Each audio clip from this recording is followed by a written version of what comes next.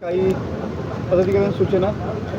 खरं तर आज रत्नागिरी आणि सिंधुदुर्ग अशा दोन्ही जिल्ह्यामध्ये आपल्याला सर्वांना माहीत आहे की मोदी @11 नरेंद्र मोदींच्या केंद्रातल्या सरकारला 11 वर्ष पूर्ण झाली आहेत.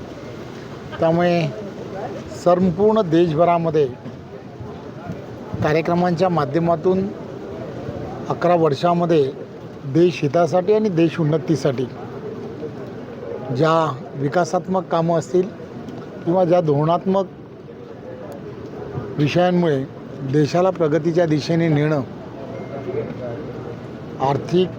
अर्थव्यवस्था जी ज्याला आपण म्हणतो तीसुद्धा 4थ्या स्थानावरती आणण्याचं काम नरेंद्र मोदींच्या नेतृत्वातल्या सरकारने केलं आहे. लवकरच ती 3ऱ्याही स्थानावरती जाणार आहे. त्यामुळे या सगळ्या गोष्टी ज्या आहेत त्या अत्यंत महत्त्वाच्या आहेत. सामान्य जनतेपर्यंत पोचवणं हे भारतीय जनता पार्टीची संघटना म्हणून तुम्ही आणि आम्ही सर्वांनी करणं हे अत्यंत गरजेचं आहे. आणि त्या दृष्टिकोनातून संपूर्ण देशभरामध्ये कार्यक्रमाच्या रूपाने सर्व ठिकाणी प्रदर्शनी लावण्याचं काम करण्यात आलेलं आहे. आज भारतीय जनता पार्टीच्या जिल्ह्याचं असणाऱ्या कार्यालयामध्ये तशी प्रदर्शनी आहे. आणि आज या ठिकाणी मयेकर कुटुंबियांनी एक नवीन व्यवसायामध्ये सुरुवात केलेली आहे. त्यांनी एक हॉटेलचं इथे उद्घाटन केलं.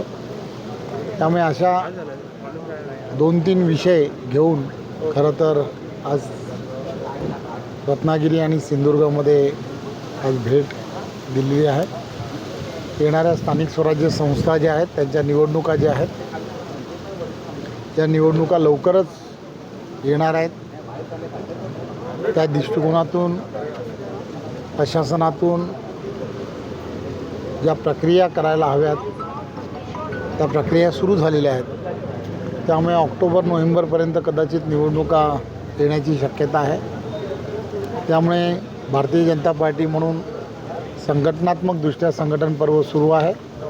संघटन पर्व म्हणून आम्ही सर्वजण भारतीय जनता पार्टीची संघटना अधिक मजबूत व्हावी या दृष्टिकोनातून आमचा सर्वांचा प्रयत्न आहे. परंतु निवडणुका या कशा लढाव्यात या संदर्भातले सर्व निर्णय जे आहेत ते निर्णय हे पार्लमेंटरी बोर्ड करत असतं. त्यामुळे पार्लमेंटरी बोर्ड ज्या दिशेने जाण्यासाठी सांगेल त्या दिशेने येणाऱ्या काळातल्या निवडणुका या होतील. आणि त्यामुळे तयारी करायला हवी. ती तयारी जोरात भारतीय जनता पार्टी करते. सर, रायगडमध्ये महायुतीतला जो संघर्ष आहे विशेषतः शिवसेना आणि राष्ट्रवादीमधला तो समोर आलेला आहे. राष्ट्रवादीने भरत गोगावले यांचे 2 व्हिडिओ पोस्ट करत पालकमंत्री पदासाठी गोगावलेंनी अघोरी पूजा केल्याचा आरोप केलेला आहे. मांत्रिकासोबतचे व्हिडिओ त्यांनी पोस्ट केलेले आहेत.